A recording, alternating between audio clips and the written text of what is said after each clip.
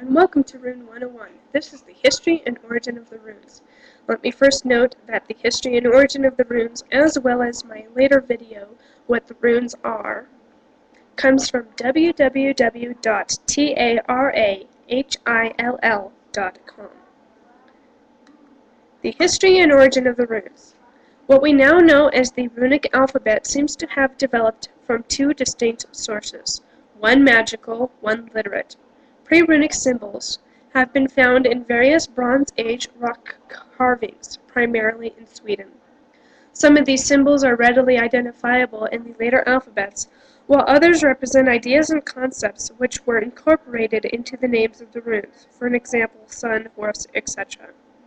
The exact meanings of these sigils are now lost to us, as is their original purpose, but they are believed to have been used for divination or lot casting, and it is fairly certain that they contributed to the magical function of the later runic alphabets.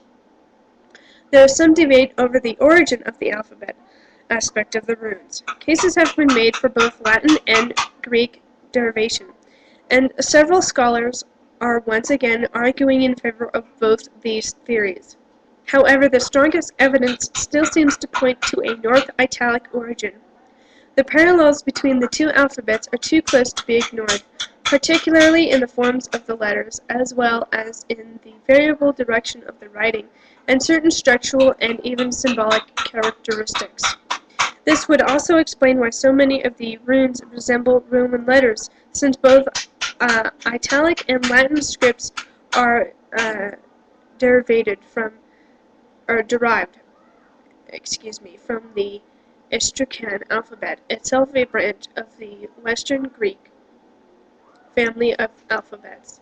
This theory would place the original creation of the Futhark sometime before the 1st century CE, when the Italic scripts were absorbed and replaced by the Latin alphabet.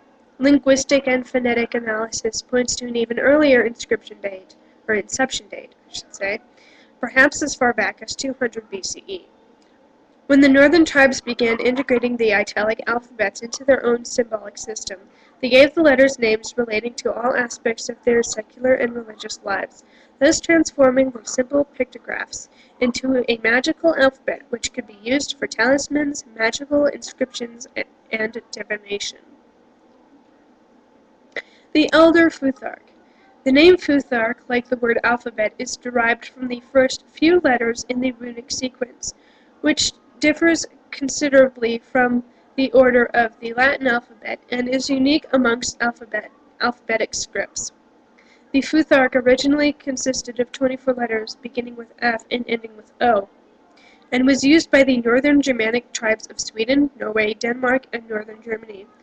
This form of the runes is known as the Elder or Germanic Futhark, which is what I'm going to be teaching you.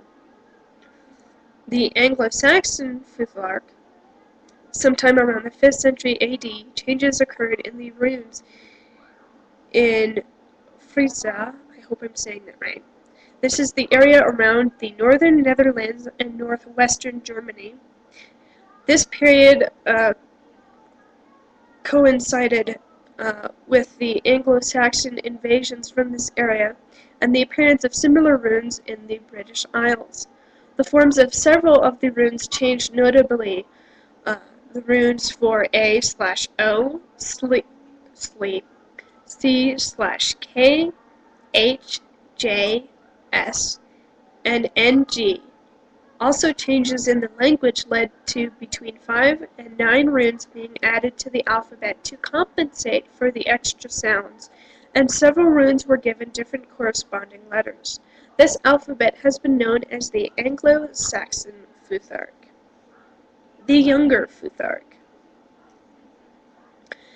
In Scandinavia, the Elder Futhark remained in use until sometime around the 8th century, the time of the Eddas, when drastic changes in the Old Norse language occurred, and corresponding changes in the runic alphabet were made to accommodate the new sounds. However, unlike the Anglo-Saxon Futhark, the Younger Futhark, as it is now called, reduced the number of runes from 24 to 16, and several runes came to represent multiple sounds. The forms of the runes were also changed and simplified. There are several variations of this Futhark: Danish, long branch, Norwegian, dotted, etc.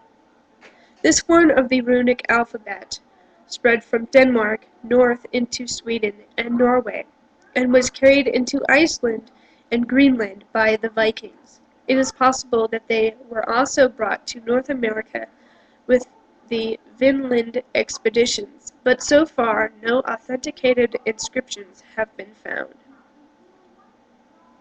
And last but not least, the runic rival.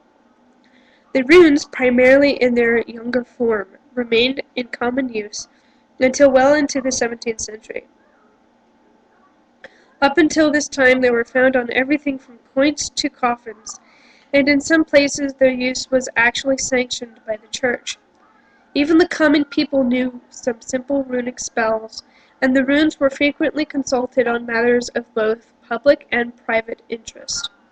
Unfortunately, as with most of the magical arts, they were officially banned in 1639 as part of the Church's efforts to drive the devil out of Europe.